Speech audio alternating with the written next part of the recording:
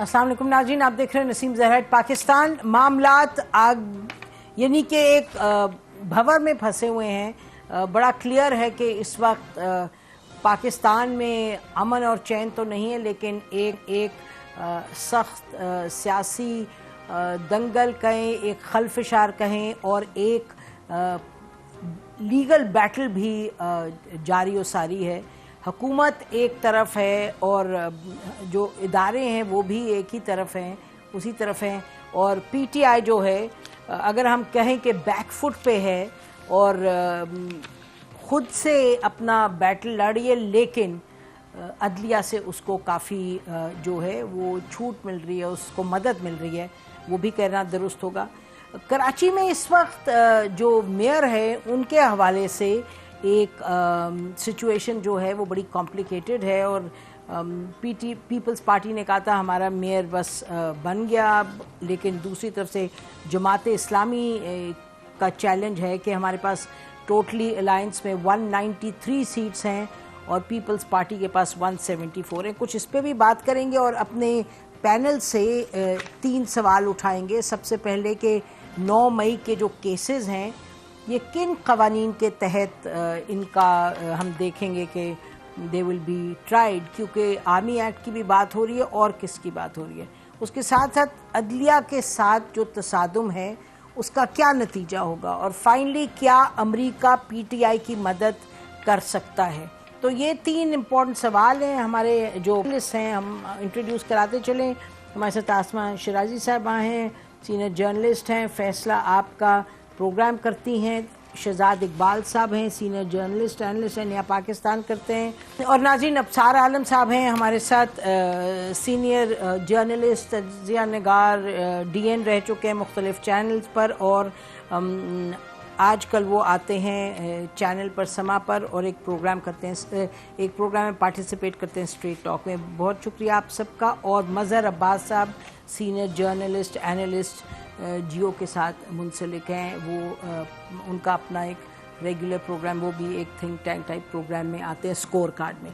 तो चलिए शुरू करते हैं। सबसे पहले अगर आप लोग इजाज़त दें तो मैं मज़हर से कराची की क्विक अपडेट ले लूँ इस पर, जो मेयर वाला मामला है। मज़हर, ये इस पेचीदगी का शिकार हो रहा है?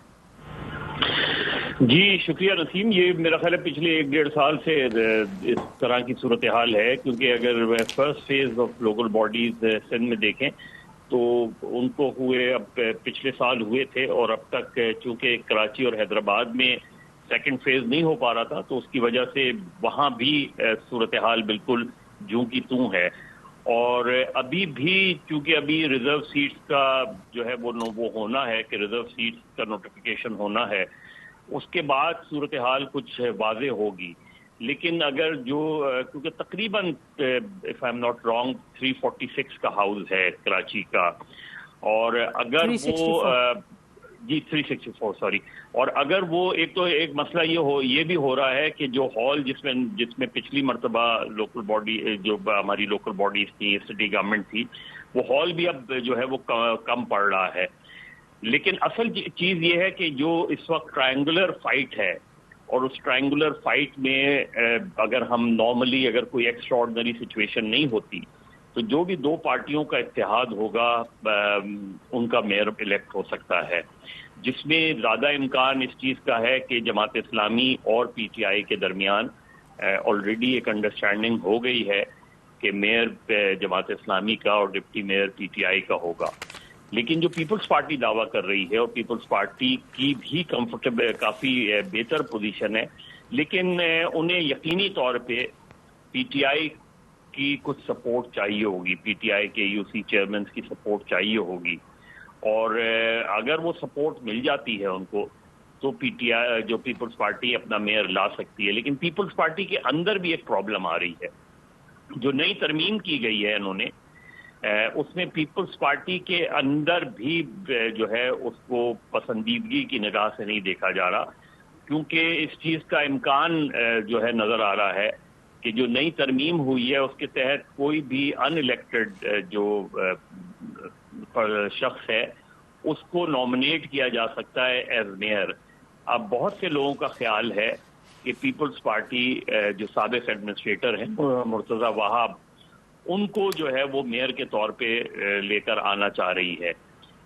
जो पीपल्स पार्टी का इलेक्शन के वक्त एक वाज़ेह नज़र आ रहा था वो ये कि पीपल्स पार्टी के बहुत पुराने कारकुन हैं नजमी आलम, जिन्होंने खुर्रम शेर जमान को पीटीआई के हराया था और 2 जगह से वो जीते थे, उनके लिए उनके बारे में खासी तवक्को थी और पीपल्स पार्टी के इजलास में अक्सर ये बात की जाती थी कि नजमी आलम अगले मेयर होंगे जी। लेकिन अब जो ये नई तरमीम आई है उसके बाद मुर्तज़ा वहाब अगर जी उन्हीं का नाम आ रहा है जी मजहर, उन्हीं का नाम सामने आ रहा है। तो मेरा ख्याल है कि हम इसी पर सिफारिश करें कि अभी मामला जो है वो किसी एक तरफ किसी करवट ऊंट बैठा नहीं। तो नाजरीन, this is obviously something that is still in progress. इसकी खबर लाते रहेंगे आपके पास, लेकिन यकीनी तौर पे कराची में ये बहुत बड़ी खबर है।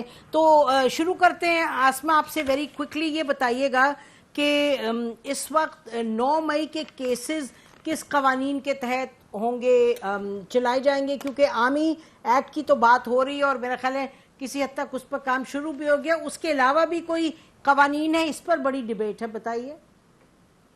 जी बहुत बहुत शुक्रिया नसीम। देखिए, आज अब से थोड़ी देर पहले आज यानी प्राइम मिनिस्टर ने कहा कि फौजी अदालतें जो है वो कायम की जाएंगी। इससे पहले स्पेशल स्टैंडिंग कोर्ट्स की बात हो रही थी और उस दिन प्राइम मिनिस्टर ने चंद जो जर्नलिस्टों को बुलाया तो उसमें यही बात उन्होंने की कि स्पेशल स्टैंडिंग कोर्ट्स जो है वो बनाई जाएंगी और ये कोई फौजी अदालतें उस तरह की नहीं, ऑलरेडी काम कर चुकी हैं और इस तरह की अदालतें जो है खुसूसी अदालतें वो अपना फैसला करेंगी। लेकिन बहरहाल आज उनकी गुफ्तगू से ये पता चल गया कि ये फौजी अदालतें ही होंगी। तो अब उसमें बहुत सारी बहस है। मसलन मैं और हमारे बहुत सारे दोस्त जो वो ये समझते हैं कि फौजी अदालतें सिविलियंस के लिए नहीं होनी चाहिए। सिविलियंस के लिए ऑलरेडी अपनी जगह मौजूद है और ये सवाल हमने उस दिन प्राइम मिनिस्टर से पूछा था, मैंने भी पूछा, तो इस पे एहसन इकबाल साहब ने इसका जवाब दिया था कि ऐसा नहीं होगा कि जो सिविलियन मामलात हैं यानी जो कैंट एरियाज के अंदर वारदातें हुई हैं या जलाओ घिराव हुआ है वो केसेस जो है सिर्फ और सिर्फ वो फौजी यानी फौजी अदालतों में होगा, आर्मी एक्ट के अंदर होगा, और जो बाकी हैं जैसे रेडियो पाकिस्तान है या बाकी जगहों को जलाया गया था वो नहीं होगा। तो एक क्लैरिटी की अभी भी जरूरत है कि एग्जैक्टली हुकूमत चाह क्या रही है। जहां तक इस बात का ताल्लुक है कि ये होना चाहिए कि नहीं होना चाहिए, देखिए केसेस को आइडेंटिफाई करके उनको जरूर उस पर अमल करें, मगर जो बेगुनाह है, मसलन आप देखिए डॉक्टर शीरी मजारी, मलिका बुखारी, अली मोहम्मद खान, इनके कोई ऑडियो वीडियो सबूत हमें नजर नहीं आते जिसमें ये इंसाइट कर रहे हैं या ये कह रहे हैं कि आप जाएं और बलवा कर दें। तो लोग, और इसके अलावा बहुत से आम लोग हैं, बहुत से गरीब लोग हैं जो कि गए थे, तो उसको जरूर इनको अलग करना चाहिए। अच्छा, इंपॉर्टेंट पॉइंट है। ये कह रही है कि जी एक तो कवानीन के हवाले से और दूसरे जिन लोगों को ट्राई किया जा रहा है। अब sir very quickly your take on this. देखिए, मैं अब आसमा ने जो कह दिया उसके बाद कोई टेक की जरूरत तो नहीं रहती। ठीक है, अगर आपके पास कोई और सवाल होता तो अच्छा ठीक है, आते मुझे जी मुझे अगर आप इजाजत दें तो इस पे मैं देख लूं, अगर Shahzad Iqbal has anything to add, नहीं तो फिर हम आगे चलते हैं। जी शहजाद। जी बहुत शुक्रिया नसीम ज़ाहरा साहब। देखें, मेरी नज़र में सिविलियंस का ट्रायल जो ऑलरेडी कोर्ट्स एग्जिस्ट करती हैं, एंटी टेररिज्म कोर्ट भी हमारे यहाँ मौजूद है, उसके तहत ही होना चाहिए।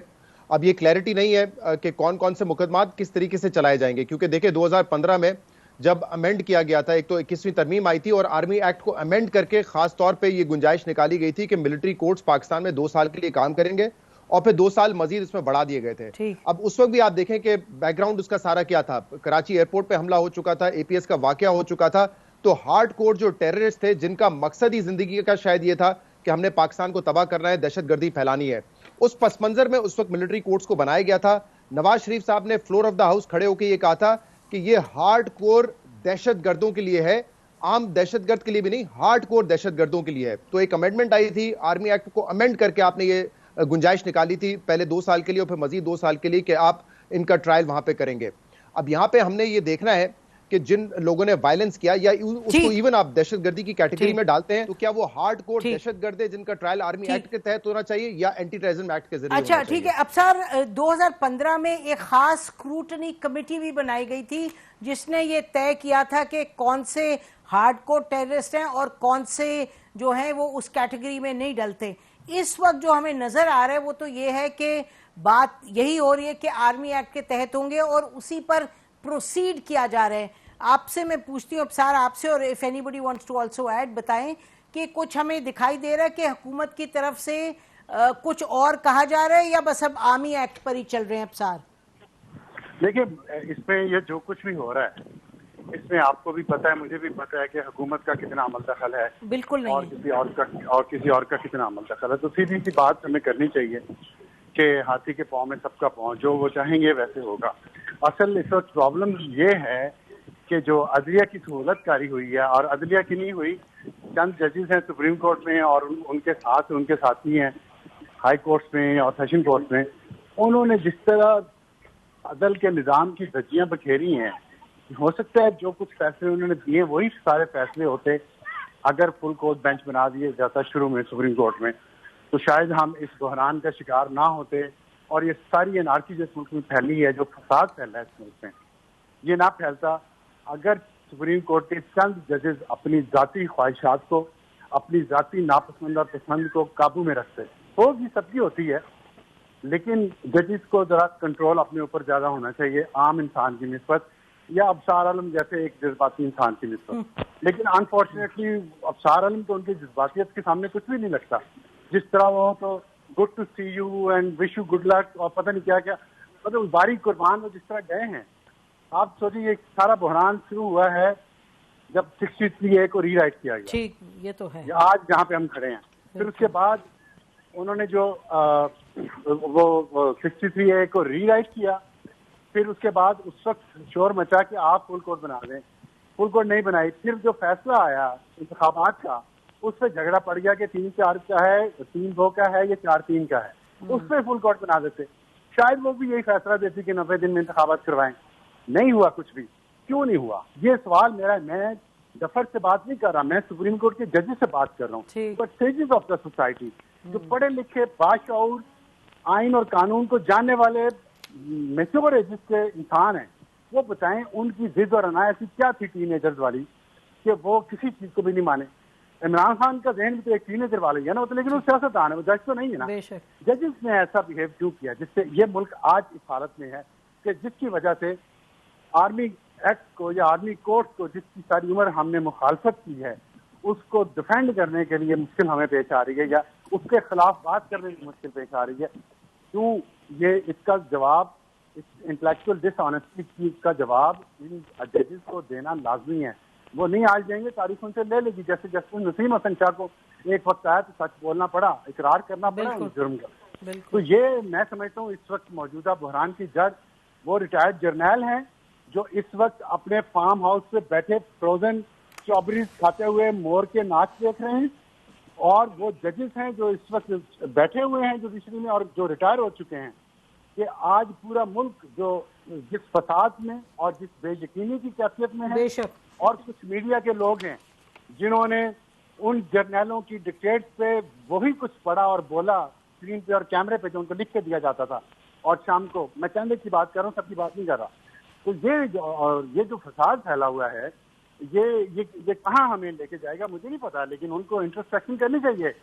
फौज, GHQ, मैं फौज नहीं कहता, GHQ कहता हूँ, GHQ को इंट्रोस्पेक्शन करनी चाहिए, सुप्रीम कोर्ट को इंट्रोस्पेक्शन करनी चाहिए, स्टेट मीडिया को इंट्रोस्पेक्शन करनी चाहिए, और सियासतदानों को इंट्रोस्पेक्शन करनी चाहिए कि हमारी कौन कौन सी जाती ख्वाहिश, जिद और अना ने इस मुल्क को यहाँ पहुंचा दिया है, जहाँ गरीब आदमी बेचारा 2 वक्त की रोटी के लिए तरस गया। बिल्कुल ठीक है आसमा। तो ये अफसार तो मामले को ऑटोमेटिकली ले गए, अदलिया के साथ तसादुम का नतीजा क्या होगा, ये जो हमारा अगला सवाल है। क्योंकि ये मतलब देखिए ना, आप लोग उस ग्रुप में से जिसने एक पूरा साइन किया, कहना कि जी आर्मी एक्ट के तहत केसेस नहीं होने चाहिए, लेकिन what Afsar is saying is what everybody is saying. ये तो कैमरे पे कह रहे हैं, लोग पीछे बैठ के कह रहे हैं यार क्या करें, वो अदलिया ने जिस तरह से चली है तो किस तरह से हम डिफेंड करें कि अदलिया के पास जाएं बजाय के आर्मी कोर्ट्स के। आर्मी एक्ट तो ये इस पे आगे चलें कि अदलिया के साथ जो तसादुम है ये हमें किधर लेके जा रहे हैं। और अब वो कमेटी भी बन गई है, जैसे आप जानती हैं, कमीशन भी बन गई है। जी देखिए, एक तो ये जो बात अफसार साहब ने की है ये 100% दुरुस्त है कि अभी अगर हम अपनी बात अपने अंदर या अपने घर के अंदर नहीं झांकेंगे और ततहीर का अमल नहीं करेंगे तो फिर कब करेंगे? अब तो सब चेहरों के ऊपर धूल आ गई है, अब तो सब चेहरे गैर वाजे हैं। तो ये मेरा ख्याल है कि बहुत जरूरी है इस वक्त करना। लेकिन जहां तक इस बात का ताल्लुक है कि आर्मी एक्ट और ये सारी चीजों के ऊपर हम वापस क्यों चले जाते हैं, हम 1958 में वापस क्यों चले जाते हैं, हम 79 में क्यों चले जाते हैं, हम इससे पहले 77 में क्यों चले जाते हैं? मेरा ख्याल है कि हमें अब 2023 की रियलिटीज है उसको सामने देखना पड़ेगा। आसमा एक सेकंड, इससे पहले आप 2023 की रियलिटी शुरू करें, मैं आपको बीच में नहीं काटना चाहती, ब्रेक के बाद राइट बैक टू नाज़रीन, स्टे विद अस।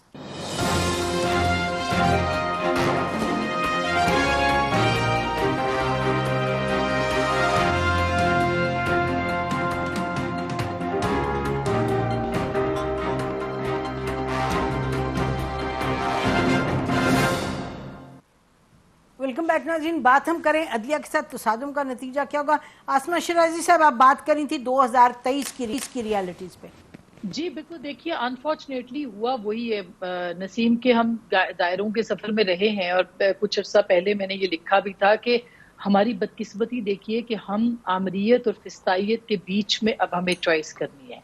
हमारे पास जमहूरियत नहीं है। अगर आप ये कहें कि ये जो इस वक्त का सिस्टम है ये जमहूरियत है, तो ये बिल्कुल नहीं है। यहाँ बीच का एक रास्ता जरूर है, लेकिन ये जमहूरियत नहीं है। और हम अगर आमरीयत को भी रोकना चाहते हैं और फिस्तायत को भी, तो हमें इस बीच के रास्ते में कुछ चीजें ठीक करनी होंगी, अनडू करना होगा और फिर आगे बढ़ना पड़ेगा। क्या इस अदलिया का इंट्रोस्पेक्शन नहीं होना चाहिए कि पिछले 10 साल के अंदर या कम से कम तब्दीली प्रोजेक्ट के लिए जहां जहां जो लोग लगाए गए थे उनको उस जगह से जो है उनको पॉइंट आउट किया जाए। मीडिया के अंदर जो लोग इंस्टॉल किए गए थे, ये बाकायदा सॉफ्टवेयर्स थे जो कि मुख्तलिफ जगहों पे इंस्टॉल किए गए थे, क्या हमें उनको आइडेंटिफाई नहीं करना चाहिए? क्या हमें नहीं देखना चाहिए कि सोशल मीडिया के जरिए से किस तरह से इंटरवीन करके सिस्टम को कोलैप्स करने की कोशिश की गई थी, उसको भी हमें आइडेंटिफाई करना चाहिए। हमारा जो सोशल फैब्रिक चेंज हुआ है उसके लिए भी हमें बुनियाद रखनी पड़ेगी। ये लंबा प्रोसेस है, लेकिन ये हो सकता है, ये मुमकिन है और इसकी इब्तदा अदलिया से ही होनी चाहिए। क्योंकि अगर आपके मुल्क के निजाम का या इंसाफ का हाल ये हो कि आप मरूब हो जाए बड़ी बड़ी शख्सियात से, उनको कह दें कि गुड टू सी यू और उनको बेस्ट ऑफ लक कह दें, तो इसका मतलब ये है कि आपसे इंसाफ की तवक्को नहीं हो सकती। या आप अपना एक ऐसा निजाम बना दें जिसमें जो पावरफुल है, जो कि इस वक्त आपके ख्याल में अगर पावर इस्टेब्लिशमेंट है तो इस्टेब्लिशमेंट पावरफुल नहीं है, इस वक्त इस्टेब्लिश कोई और पावरफुल है। अगर वो ताकतवर तबका आपके लिए, आप उससे मरूब हो रहे हैं और आम लोगों को इंसाफ नहीं दे रहे, तो मेरा ख्याल है कि फिर उसी अदलिया से ही इंसाफ और उसी को कटहरे में करा करना पड़ेगा। फिर आगे जाके जो है वो आपका निजाम चलेगा, वरना कोई तस्लीम नहीं करेगा। इस्टेब्लिशमेंट पावरफुल नहीं है आप कह रही हैं? मेरा ख्याल है कि इस्टेब्लिशमेंट उस तरह से पावरफुल नहीं। अगर पावरफुल होती तो 9 मई को जो वाकयात थे, एक तरह से एक सॉफ्ट कू होने की कोशिश करने की कोशिश की गई है, वो शायद ना होता। तो वो अपनी जगह, अगर वो पीछे हटे हैं सियासत से और वो अपनी जगह पे अपने आईनी किरदार में आना चाहते हैं, तो उनको आना चाहिए और उनको इंट्रोस्पेक्शन, अपना स्पेक्शन करना चाहिए कि हम कहाँ पे खड़े हैं और हमें क्या ठीक करना है। इसी तरह अदलिया जिसने कि उस खला को पुर करने के लिए अपनी जगह, अपनी बाउंड्री से आगे ले ली है, उसको भी करना चाहिए। गॉट योर पॉइंट जी। आसमा, गॉट योर पॉइंट जी। मजर, इस पर आइए, आप बताइए ये जो बात हो रही है कि जी ये तो इन अ सेंस इनएविटेबल था अदलिया के रोल को मद्देनजर रखते हुए। देखिए नसीम, सीधी सी बात यह है कि अभी अफसार भी बात कर रहे थे, आसमा भी बात कर रही थी। 75 साल पहले पाकिस्तान का सॉफ्टवेयर अपडेट हो गया था from welfare state to security state, और वो जो उसको देखने की जरूरत है कि वो वापस हम इसे बेहतर कर सकते हैं, वापस पुरानी जो ओरिजिनल फॉर्म थी कि पाकिस्तान को एक वेलफेयर स्टेट बनाना है, या नहीं कर सकते। हम शॉर्ट टर्म्स पे जाते हैं। ये जितनी भी सियासी जमातें हैं जो बरसर इख्तियार रही हैं, इन्होंने शॉर्ट टर्म सोल्यूशन दिए। 97 में क्राइसिस खड़ा हुआ, नवाज शरीफ साहब ने एंटी टेररिज्म एक्ट, बजाय इसके कि आप क्रिमिनल जस्टिस सिस्टम को बेहतर करते, आप एंटी टेररिज्म एक्ट लेकर आ गए और उसके तहत आपने कहा कि बस 1 हफ्ते में फैसला होगा। नहीं हुआ 1 हफ्ते में फैसला, कई साल पेंडिंग होते रहे। 98 में गवर्नर राज नाफिज कर दिया, मिलिट्री कोर्ट बनाई, मैं खुद उन मिलिट्री कोर्ट्स में जाके कवर करता रहा हूं, वो भी नहीं हुआ, नाकाम हो गया। फिर मार्शल लॉ का हमें सबको पता है, इस मुल्क में जब मिलिट्री गवर्नमेंट्स आती हैं वो क्या करती हैं। लेकिन यही सिविलियन गवर्नमेंट्स उन सारे इक़दामात को इंडोर्स करती हैं, लीगलाइज करती हैं, सपोर्ट करती हैं जो मिलिट्री गवर्नमेंट्स तरामीम आइन में लेकर आती हैं। इनको अंडू नहीं करती, इनके साथ चलती हैं, क्योंकि कॉम्प्रोमाइज करते हैं ये लोग। हमारा प्रॉब्लम यह है कि हमने उसके बाद कितने मिलिट्री कोड्स बने जिनसे सजाएं हुई, वो सारे लोग जो हार्डकोर टेररिस्ट थे, कोई भरपूर बिल्कुल प्रोटेक्टेड कस्टडी से चला गया, आज तक नहीं पता चला एहसानुल्लाह एहसान फरार हुआ था या रिहा किया गया था, आज तक हमें नहीं पता चला। सुपीरियर कोर्ट से वो सारे लोग, उनमें से ज्यादातर लोग बरी हो गए जिनको मिलिट्री कोर्ट से सजाएं हुई थी। ये तो हमारा प्रॉब्लम ये है कि आज भी हम वही सॉल्यूशंस की तरफ जा रहे हैं जो शॉर्ट टर्म सॉल्यूशंस हैं। हम चीजों को 2007 में इंडिपेंडेंस ऑफ जुडिशरी के नाम पर मूवमेंट चली और वो बिल्कुल सही थी, उसका कॉज बिल्कुल ठीक था, लेकिन फिर क्या हुआ? फिर एक पॉलिटिकल गवर्नमेंट ने दूसरी पॉलिटिकल गवर्नमेंट को गिराने के लिए इसी जुडिशरी से कॉम्प्रोमाइज किया, फिर एक ने दूसरे को गिराने के लिए एस्टैब्लिशमेंट से कॉम्प्रोमाइज किया। सबसे पहले पाकिस्तान की सियासी जमातों के अंदर क्लैरिटी आने की जरूरत है कि आपने GHQ की तरफ देखना है, आपने सुप्रीम कोर्ट की तरफ देखना है, या आपने पार्लियामेंट को बेहतर बनाना है। या अवाम की तरमीम लेकर आते हैं, पार्लियामेंट का मतलब ही अवाम है। तो आप मसला ये है कि हम इलेक्शन के लिए कोई तैयार नहीं होता, इलेक्शन में जाने को तैयार नहीं होते। हम एक short term solution, long term solution, Pakistan में डेमोक्रेटिक प्रोसेस है। बिल्कुल बिल्कुल ठीक। अच्छा शहजाद इकबाल, आप जरा बताइएगा वेरी क्विकली, अगर ये जो इस वक्त अदलिया के साथ तसादुम है पार्लियामान का, ये आप इसको कहां जाते देख रहे हैं इस वक्त, ब्रीफली? देखिए, एक तो नसीम ज़ारा साहब, ये बात बिल्कुल दुरुस्त है, जो जुडिशरी का रोल रहा है पिछले चंद सालों में वो क्वेश्चनेबल है। बहुत ही उन्होंने एक बायस और कभी किसी के कहने पे फैसले किए गए। जजेस ने जिस तरीके से बेंचेस बनाए उस पर यकीनन सवाल उठता है, और उन्होंने जो काम किया उससे बहुत बिगाड़ पैदा हुआ है। लेकिन क्या इसका जवाब ये है कि फिर हम मिलिट्री कोर्ट्स की तरफ चले जाएं? मेरा ख्याल है नहीं, क्योंकि मिलिट्री कोर्ट्स के हवाले से जो चीजें हैं वो अपनी जगह पे मौजूद रहेंगी कि वहां पे ट्रांसपेरेंसी नहीं होती, इंडिपेंडेंस नहीं होती, इंपार्शियलिटी नहीं होती। इन चीजों पे सवाल पहले भी उठते रहे, तो वो अपनी जगह पे मौजूद रहेंगे। ये बिल्कुल उसी तरह का आर्ग्यूमेंट होगा कि अगर आप जमहूरियत ठीक तरीके से नहीं चल रही तो कोई मिलिट्री डिक्टेटर हर 10-15 साल बाद उठता है, या वो ये फैसला करता है कि जमहूरी हुकूमत का तख्ता पलट देना है, या वो ये फैसला करता है कि मुझे कोई ना कोई लीडर पैदा करके डेमोक्रेटिक सिस्टम में घुसाना है, चाहे वो नवाज शरीफ साहब की शक्ल में हो जिनके ऊपर 8-10 साल मेहनत हुई, या इमरान खान हो जिनके ऊपर कई जनरलों ने 10-12 साल मेहनत की। तो मेरे ख्याल से ये भी जवाब नहीं होगा कि अगर जमहूरियत नहीं चल रही तो फिर एस्टैब्लिशमेंट डायरेक्टली इन्वॉल्व हो जाए या इनडायरेक्टली जमहूरियत में इन्वॉल्व रहे। 9 मई के जो वाकयात हैं, बिल्कुल कार्रवाई होनी चाहिए, सख्त कार्रवाई होनी चाहिए जिन्होंने किया, लेकिन उसकी आड़ में यह भी नहीं होना चाहिए कि आप पॉलिटिकल पार्टी पे क्रैकडाउन करके उसको खत्म करने की कोशिश करें, क्योंकि यही 2018 से पहले हुआ था कि नवाज शरीफ को पहले करप्शन में डिस्क्रेडिट किया, बाद में उनकी पार्टी खत्म करने की कोशिश की गई। तो मेरे ख्याल से जो भी जमहूरियत पसंद लोग हैं उनको कम से कम ये जरूर बात करनी चाहिए कि जिन्होंने हमला किया मिलिट्री ऑफिस घर पे, कोर कमांडर हाउस पे जाके GHQ पे घुस गए, जो उन्होंने किया उसका ट्रायल होना चाहिए, फेयरनेस के साथ होना चाहिए, लॉ के मुताबिक होना चाहिए। लेकिन पार्टी तोड़ने का सिलसिला, ये जब इस पे फुल स्टॉप लगेगा तभी हम आगे बढ़ेंगे। जुडिशरी ने माजी में बहुत बिगाड़ पैदा किया है, लेकिन क्या जुडिशरी ये अपने आप कर रही थी? नहीं, माजी में जुडिशरी हमेशा इस्तेमाल होती रही है, जैसे पॉलिटिकल पार्टीज कोई ना कोई इस्तेमाल होती रही है एस्टैब्लिशमेंट के हाथों। तो अगर हमने चीजों को बेहतर करना है तो यहीं से करना पड़ेगा कि जो सबसे ताकतवर स्टेक होल्डर है इस मुल्क में, जिसका असर रसूख सियासत पर भी है, जुडिशरी पर भी है, वो अगर हमेशा के लिए सियासत से बाहर हो जाएंगे तो वही मेरे ख्याल से स्टार्टिंग पॉइंट होगा जहां से हमने चीजों को दुरुस्त करना शुरू करना होगा।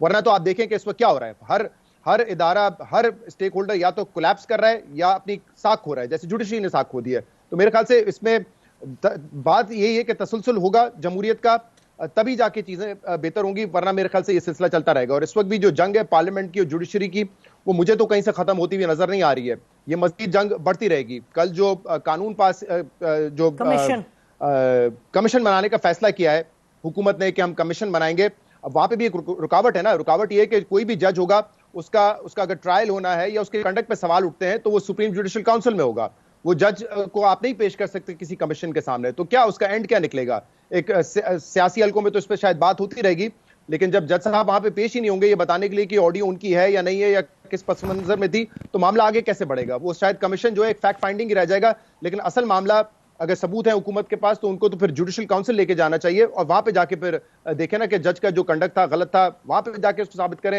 इस फैक्ट फाइंडिंग कमीशन से या पाकिस्तान कमीशन इंक्वायरी एक्ट से के जरिए आप एक कमीशन बना के तो नहीं कर सकते। बिल्कुल ठीक है, ये फुल टॉस की हमने बात की, एक फुल टॉस के जरिए मेरा ख्याल है लोग छोड़ तो रहे हैं पीटीआई को, और एक सुपर फुल टॉस था 2017 में जिसमें कि पीएमएल से भी लोगों को निकलवाया गया था। लेकिन बहरहाल यकीनी तौर पे जब तक तमाम सियासी जमातें इस बात पर नहीं अग्री करती, चार्टर ऑफ डेमोक्रेसी चैप्टर 2 नहीं होगा, तो हमेशा इस्टेब्लिशमेंट को तो मिलेंगी पार्टी बी जो कि उनके साथ विल प्ले अलोंग, और फिर ये जो सिलसिला है ये तो ख़त्म नहीं होने वाला। ब्रेक लेते हैं नाज़रीन, ब्रेक के बाद आते हैं और अपने तमाम पूछते हैं पैनलिस्ट से कि क्या अमेरिका पीटीआई की मदद कर सकता है किसी तरह से। Stay with us.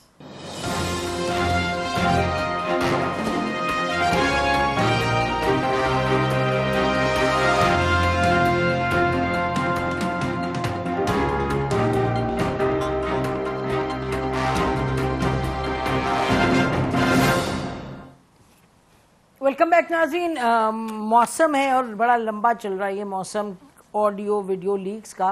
कल एक और ऑडियो लीक हुई, लेकिन दिलचस्प थी क्योंकि इमरान खान साहब कांग्रेस वुमन यूएस की को कह रहे थे, बता रहे थे कि क्या मामला हैं और क्या मसले, और कहा कि आप रूल ऑफ लॉ पर स्टेटमेंट दें तो कोई हमारा उससे फ़र्क पड़ेगा, it will be noticed here etcetera. तो यकीनी तौर पे एक पार्टी मुश्किल में अमेरिका की मदद मांग रही है, और इसी पार्टी ने माजी में क्या क्या नहीं कह दिया अमेरिका को भी और सियासतदानों को भी यहाँ के, और imported and so on so fourth. तो अब सर आपसे शुरू करते हैं quickly, what do you think, अब इसका तो मदद हो सकती है इनकी अमेरिका से? अल्लाह ना करे जी कि वो मदद अमेरिका से अपने मसले हल करने चाहिए, अमेरिका क्यों करे हमारे मसाइल हल करे। और इतनी बड़ी कॉन्ट्राडिक्शन है जिसपे मेरा ख्याल है कि ट्रांसमिशन होनी चाहिए थी। आप सोचे ना, ये काम अगर आपको थोड़ी जरदारी या नवाज शरीफ ने किया होता कि बाहर एक साल नारे लगाते रहते अमेरिका के खिलाफ, सबको अमेरिकी agent, chief of army staff को अमेरिकी एजेंट, DGISA को अमेरिकी एजेंट, जर्नैलों को अमेरिकी एजेंट, पाकिस्तान के सबसे बड़े दुश्मन उन्होंने डिक्लेयर किया होता आसिफ जरदारी और नवाज शरीफ ने, और अंदरों अंदरी उनसे अपीलें कर रहे होते कि मेरे हक में खत लिखो क्योंकि ये जर्नैल मेरे खिलाफ हैं, तो कितना उससे यहाँ पे हंगामा होना था। लेकिन सियासतदान गलत फहमी करते हैं और इसमें कोई हैरानगी की बात भी नहीं है। लेकिन एक शख्स जो पूरे मुल्क की सियासी क्लास को पिछले 25 साल गालियां निकालता रहा कि तुम लोग मुनाफिक हो, गद्दार हो, करप्ट हो, चोर हो, डाकू हो, उसका अपना किरदार कम से कम उनसे बेहतर होना चाहिए ना। फरिश्ता तो नहीं मैं समझता किसी को भी, ना इंसान फरिश्ता हो सकता है, लेकिन कम से कम जिनको वो गाली निकाल रहा है उनसे तो बेहतर किरदार होना चाहिए था ना। लेकिन हम देख रहे हैं कि उनसे भी अगर वो बदतर परफॉर्मेंस देने के बाद बदतर किरदार दिखाएं, तो फिर मैं तो सपोर्टर से सवाल करता हूँ कि क्या ऐसा स्टॉकहोम सिंड्रोम है उसके सपोर्टर्स जो अदलिया में बैठे हैं, जो मीडिया में हैं, जो सियासत में हैं, कि क्या ये स्टॉकहोम सिंड्रोम है या सूफी इश्क का वो 7वां दर्जा है जहाँ पे अना और गैरत और हमीयत की मौत वाक़ई हो जाती है और इंसान और उसके आशिक और माशूक के दरमियान मैं और तू का फर्क खत्म हो जाता है। अगर ये है तो बता दें, फिर सियासत ना हुई ना, फिर तो ये कोई नया कल्ट है, नया मजहब है जिसको फॉलो करते हैं लोग, और जो नहीं फॉलो कर रहे वो काफिर है। तो ये सियासत को जब सियासत नहीं रहने दिया गया, एक ऐसा इमेज बिल्ड किया गया एक शख्स का जिसको आप भी जानती हैं, 30 साल से मैं भी जानता हूँ, मदर साहब भी जानते हैं, और आसमा और शहजाद हमसे तो छोटे हैं, लेकिन इन्होंने भी कई दहाइयों का गर्म सर्द पानी पी लिया। अब इनको भी पता है इस मुल्क में क्या होता रहा। तो मैं ये समझता हूँ कि जो पॉलिटिकल क्लास को गंदा किया गया इमरान खान के जरिए, वो बड़ी जाती हुई है। और अभी शहजाद ने शायद ये बात की थी, इसका मतलब ये था कि उसके पास सबसे ज्यादा ताकत है, सबसे पहले उसे ही समझना चाहिए। तो मैं भी ये बात करूंगा कि हम सियासी क्लास को हमेशा रगड़ते हैं बड़ी आसानी से। सियासी जमातों ने ये भी किया, सियासी जमातों ने इंडोर्स कर दिया मार्शल लॉ को। तो हमारे क्या डिमेंशिया है कि जब हम ये भूल जाते हैं कि उन सियासी जमातों के एंडोर्समेंट से पहले इस आला अदलिया के बेंचेस उन तमाम मार्शल लॉ को दवाम दे चुके थे। ना सिर्फ मार्शल लॉ को उन्होंने दवाम दिया, उन्होंने उन डिक्टेटर्स को आइन में तरमीम का हक दिया। कितनी बुरी बात है। बिल्कुल बिल्कुल आप ठीक कह रहे हैं, अदलिया का रोल है। और जस्टिस नसीम हसन शाह साहब ने आखिर 1993-4 में उसके खिलाफ खड़े हुए तो Nawaz Sharif was restored, however limit for a limited period. लेकिन आसमा वेरी क्विकली अमेरिका वाले पॉइंट पे जरा अपना कमेंट कर दें, फिर मैं आगे बाकियों से भी ले लूं कमेंट। जी नसीम, अमेरिका पे तो मुझे अब हंसी आती है कि सितम ज़रीफी देखिए कि हमारी जो यादाश्त है, या हम इतने गजनी हो गए। एक फिल्म थी, वो आमिर खान का किरदार था कि उसकी यादाश्त थोड़ी थोड़ी देर के बाद वापस आती थी और फिर वो पिछली सारी चीजें भूल जाता था। तो मेरा ख्याल है हमें भूल गया कि इमरान खान साहब ने एक पूरा मुआशरा जो था उसमें कितना हिजान बर्पा किया था। हम कोई गुलाम हैं, हकीकी आज़ादी, गुलामी नामंजूर, एब्सोल्युटली नॉट, और पता नहीं क्या क्या कुछ। और उसके बाद फिर जब उनकी अपनी ऑडियो गलत हुआ, ऑडियोज नहीं होनी चाहिए, लेकिन बहरहाल अब क्या करें कि यही चीज रह गई है। शायद अदालतों के पास तो इतना टाइम नहीं है कि वो सुने। आपको याद होगा मेमो केस क्या था कि एक मुबैना गुफ्तगू के ऊपर जो है वो पूरा एक सुमोटो केस जो है वो उठा लिया गया था, और अब जो है वो सब कुछ सामने है, उसके बावजूद चीफ जस्टिस साहब इस तरह की कोई बात सुनने को तैयार नहीं है। तो मेरा ख्याल है कि अब वो खुद ही इमरान खान साहब ने मोहर सब कर दी। वो सारी कॉन्स्पिरेसी थेरीज माजरत के साथ, जिनके ऊपर हम सिर्फ उनको सुना करते थे या शायद इब्ने सफी के नावलों में पढ़ा करते थे, वो सारी अब पाकिस्तान के अंदर जो है वो साबित होती चली जा रही है। बिल्कुल बिल्कुल। Shahzad, quickly your comment on this America वाला एस्पेक्ट। जी देखिए, कॉन्ट्रडिक्शन तो बड़ी वाजे है। मतलब इतने एक साल तक ये बताते रहे कि हम गुलाम नहीं है, हम जो है हकीकी आज़ादी की जंग लड़े, और आखिर में फिर आप मदद मांगे रहे अमेरिका से। और ये जो सारे लोग मेमो गेट के हवाले से बात कर रहे हैं, नसीम साहब, 2-3 रोज पहले 18 तारीख को इमरान खान साहब फिर अपनी तकरीर में 3 रोज पहले मजाक उड़ा रहे थे आसिफ अली जरदारी का कि वो फौज की शिकायत करके अमेरिका से मदद मांग रहे थे। मतलब, और उसी दौरान आप भी जो है अमेरिकन कांग्रेस वुमेन से बात करके ये कह रहे थे कि देखिए यहाँ ह्यूमन राइट्स वायलेशन हो रही है, आप इस पे स्टेटमेंट जारी करें। और अब आपको याद होगा ISI के दौर में जी उनकी शिकायतें लगा रहे थे। पाकिस्तान तहरीक इंसाफ के दौर में जब यहाँ पे सियासतदानों पे पॉलिटिकल विक्टिमाइजेशन भी ओपोनेंट्स के साथ, जर्नलिस्ट के साथ हुई, और उस वक्त ह्यूमन राइट्स कमीशन हो या एमनेस्टी हो, ये इदारे जब लिखते थे पाकिस्तान की ह्यूमन राइट्स के इश्यूज के हवाले से, तो पीटीआई और उनके लोग उनको डिफेम, बिल्कुल नाम ले लेके ये जो है साजिश कर रहे हैं, बेशक उनको डिफेम किया जाता था। और अब जब ह्यूमन राइट्स वायलेशन हो रही है तो फिर आप कह रहे हैं अमेरिका आके इस पे स्टेटमेंट जारी करे। आपके लीडर कह रहे हैं। और कॉन्ट्रडिक्शन कल जो इमरान खान साहब ने जो कल ये कहा कि मुझे अगर आप माइनस करना चाहते हैं तो कर दे, लेकिन पाकिस्तान को तबाह ना करें। मेरे ख्याल से पिछले 1 साल में जो इमरान खान साहब की सियासत रही है, उसका महवर ये था कि वो दोबारा वजीर आजम बनना चाहते थे। उनको एक गुस्सा था जिस तरीके से उनको हटाया गया। वजीर आजम बनने की ख्वाहिश किसी की होना मेरे ख्याल से गलत नहीं है। जो भी टॉप लीडरशिप है वो चाहती है कि हम जो है वजीर आजम बने, लेकिन उसकी आड़ में जिस किस्म के फैसले किए गए उससे पाकिस्तान तहरीक इंसाफ को भी नुकसान हुआ है, चाहे वो कौमी असम्बली से निकलने का फैसला हो, अब दोबारा जाना चाहते हैं। सूबाई असम्बली तोड़ दी गई, जबकि परवेज इलाही साहब कह रहे थे एस्टैब्लिशमेंट आपको इलेक्शन नहीं देगी, फिर भी यह फैसला किया गया। ठीक है, 90 दिन के अंदर होने चाहिए थे, लेकिन आपकी सब फैसले गलत साबित हुए। आज जी तहरीक इंसाफ बैकफुट पे नजर आ रही है। बेशक। मजर, लास्ट कमेंट फ्रॉम यू, ये अमेरिका वाली जो देखिए नसीम, अमेरिका सिर्फ अपना इंटरेस्ट देखता है। अमेरिकन इंटरेस्ट में कोई चीज नजर आ रही होती है तो वो इसकी परवाह नहीं करता है कि कोई पॉलिटिकल लीडर कल उनके बारे में क्या कह रहा था, क्योंकि वो लार्जर पिक्चर देखते हैं। हम 70s से देखते आ रहे हैं कि अमेरिकन एंटी अमेरिकन सेंटिमेंट्स हमारे यहाँ बहुत ज्यादा होते हैं, बहुत ज्यादा बढ़ावा दिया जाता है, बहुत ज्यादा बिकता है एंटी अमेरिकन सेंटिमेंट्स, तो हम उसको एक्सप्लॉइट करते हैं। लेकिन अल्टीमेटली जब कॉम्प्रोमाइज करने की बात आती है, जब पॉलिटिकल प्रोसेस की बात आती है, जब डेमोक्रेसी की बात आती है, तो हम अमेरिकन को अपनी सपोर्ट में बुलाते हैं। ह्यूमन राइट्स के इश्यूज जो हैं वहाँ हमारे, चाहे ह्यूमन राइट्स वॉच हो या दूसरी ऑर्गेनाइजेशंस हो, उनके लिए बहुत ज्यादा सीरियस होते हैं। तो इस गवर्नमेंट में जब उन्होंने देखा कि बहुत ज्यादा पॉलिटिकल विक्टिमाइजेशन भी हो रही है, इस तरह की चीजें भी हो रही हैं, इमरान खान का problem like any other political leader, उनका प्रॉब्लम भी यही रहा है। लेकिन उनमें और दूसरों के सपोर्टर्स का फर्क ये रहा है कि यहाँ जो आपने हाइप बनाई, वो हाइप ये बनाई कि अमेरिका से ज्यादा बड़ा दुश्मन कोई भी नहीं है हमारा, और उस हाइप को बनाने में आप बहुत आगे तक चले गए विदाउट रियलाइजिंग कि कल जब सिचुएशन खराब होगी तो फिर आपको वही अमेरिकन जो है वो बेल आउट करने की कोशिश करेंगे, और वो हो सकता है कि वो अमेरिकन उनको किसी हद तक बेल आउट कर भी ले उसमें, लेकिन इमरान खान की इंटरनल कॉन्ट्रडिक्शन जो है वो फिर खुलकर सामने आ बिल्कुल खुलकर सामने आएंगी बेशक। और जैसे आई हैं, जैसे कि उन्होंने कहा कि जी मुझे निकाला किसने, मुझे आर्मी चीफ ने अमेरिका के कहने पे मुझे, ये जिनका भी मेरे ख्याल अफसार नाम ले रहे थे, सब लोगों का किस किस का नाम नहीं लिया कि अमेरिका ने इनके थ्रू मुझे निकाला और फिर अमेरिका के पास ही वापस। बहरहाल आप लोगों का बहुत शुक्रिया नाज़रीन। यकीनी तौर पे हमें तो बड़ा दिलचस्प लगा ये पैनलिस्ट ने जो तारीख से निकाल के एग्जाम्पल्स दी, क्योंकि इस वक्त पाकिस्तान एक बहुत ही ज़्यादा कॉम्प्लिकेटेड उसकी सिचुएशन है और बड़ा ज़रूरी है कि सोशल मीडिया से हट के, यानी कि उस लम्हे की एनालिसिस करने की बजाय आप ज़रा देखें सियाक़ो सबाक में कि क्या होता रहा है कल और परसों और क्या हो रहा है आज, और आगे बेहतरी की तरफ जाना है तो क्या तरीक़ाकार है जाने का, उस पर इंशाल्लाह एक और प्रोग्राम करेंगे। आप लोगों का बहुत बहुत शुक्रिया नाज़रीन। यहीं ख़त्म करते हैं। खुदा हाफ़िज़। पाकिस्तान जिंदाबाद।